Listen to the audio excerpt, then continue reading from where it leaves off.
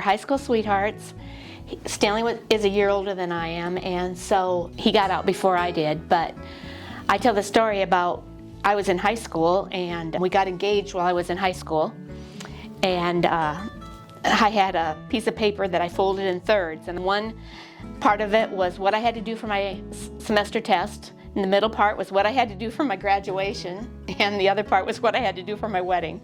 We have 3 kids, and Kyle and his wife Carrie, they have 3 children of my grandchildren, Allison, Jackson, and Anna.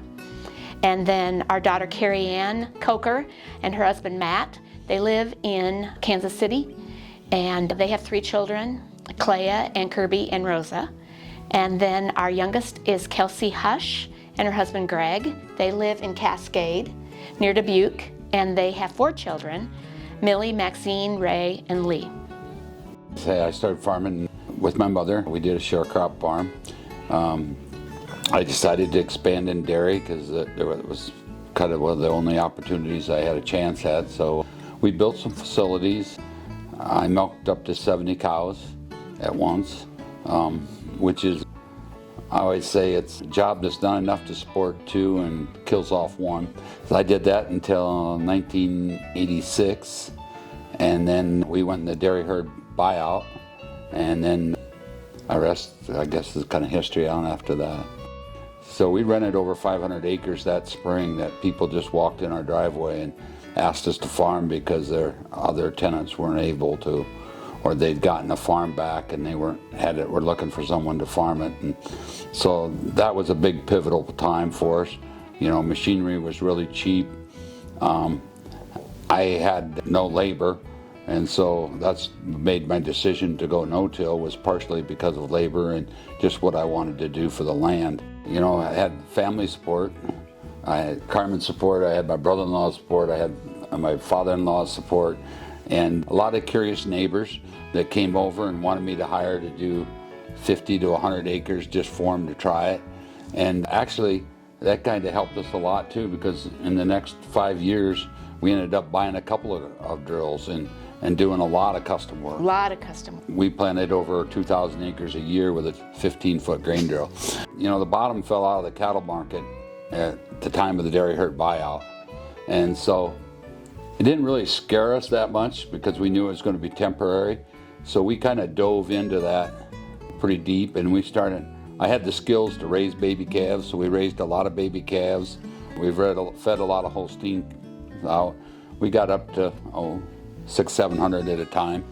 We took a course, and it was asset management school and debt management school. So we started looking at the profit centers and how much time we were spending and how much income was coming from it.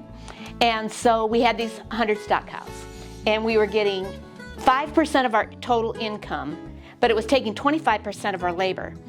So, I mean, we either had to go big and make it profitable, more profitable, or we needed to get it down to hobby status because we were spread thin. And so what we did is we sold the cows, got it down to hobby status. We took that money that we had got from selling out the herd and bought a semi. And so we just were going to haul our own corn. And at that time we were taking a lot of corn to ADM and Cedar Rapids. So we needed a semi to get it there. Well, then people started asking us to haul for them. And what we found out is that became another income stream.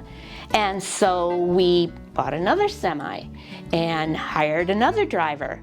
And it became a trucking company that we still have today. And we were asked to be part of Family Farms, and that was in 2007. What it was going to do for us, we thought, was help us learn how to be a bigger business, because we knew that we needed to do that to support that next family that was coming down the way. So Family Farms taught us to build a good, strong base. And so your base is your financial background or your back office. And we believed we needed that before we grew. And basically, they taught us to manage growth. Yes.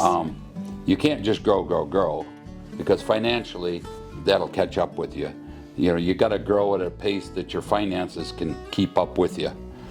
The belief in the community has been a big deal. We've been on school boards, we've been on fair boards, we've been in town celebrations, we've sponsored them and stuff, and not for publicity, just because we believe in it. We believe in the community. We think it's really important. And that's how you get your youth to come back, is to build a strong community. This past Christmas, after we had unwrapped the presents, our family presented us with the application that they had submitted along with the Uncommon Farm staff for us to become the master farmer. And I was just so happy because Stan and I, given we are a team, but Stan had just given everything. He'd given his teen years, he'd just given so much to agriculture, and I just was so happy for him that it was recognized, and our family was so excited for us, and it just gave us a platform to cheer on our commitment to agriculture.